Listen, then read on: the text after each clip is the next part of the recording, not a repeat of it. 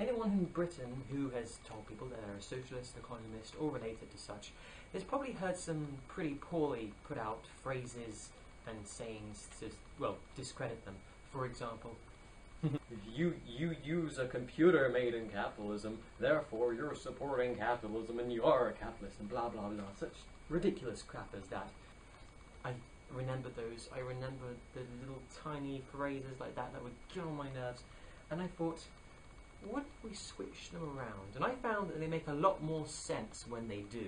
For example, I've got my lovely list right here.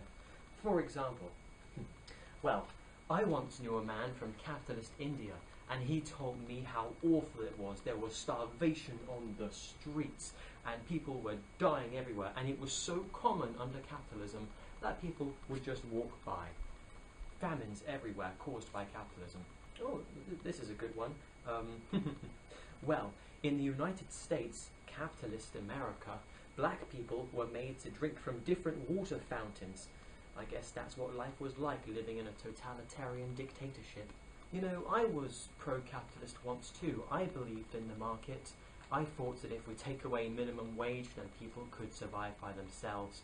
But I grew out of that, and you'll be a Marxist too one day, you'll understand. Oh, you see, all those critiques, people in the Soviet Union who spoke out against it, yes, they were actually supporting communism because they bought some paper from a state-owned paper factory and they wrote on it and used it. Therefore, they were supporting Stalin by buying his products. So they couldn't have actually been against it.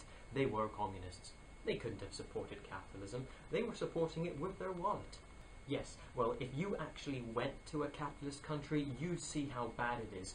I mean, there are homeless people on the sides of almost every main high street, and it's so common that people just walk by because, well, starvation is so common in these countries.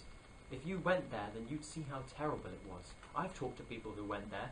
They told me all kinds of horrors. Yes, well, you might have actually been to capitalist Britain, but let me tell you something. Most of those people you saw were actually actors. Yes, the government hires them to walk down the street to look good. That's why they're always really, really nervous when you point a camera in their face. I mean, why else would they have to act like that when you point a camera at them and go, "Hey, are you enjoying it? Tell us about the government." Yes, well, in Britain, forced privatisation caused all people to freeze to death. I guess that's what life is like living in such a decadent economy as a capitalist one. I could go on forever and ever and ever. I wish I'd thought of these sooner. I really did. When my family were coming up to me when I was 15 and I was trying to teach them about Marx, and they would give me these little phrases that would get in my head. I just wish I'd thought of switching it round. I hope you found this funny. I did. I really. By the way, I'm hoping next episode I'll be able to make a video teaching people how to make stencils. Like this one of Che Guevara. No, not Che Guevara. I'm hoping next episode I'll be able to teach people how to make spray paint stencils. Like this lovely one of Castro. Maybe like that.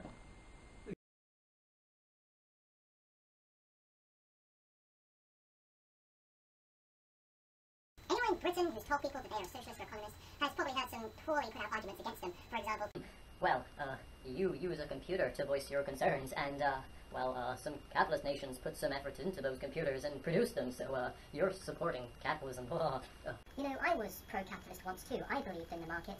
I thought that if we take away minimum wage, then people could survive by themselves. But I grew out of that, and you'll be a Marxist too one day, you'll understand.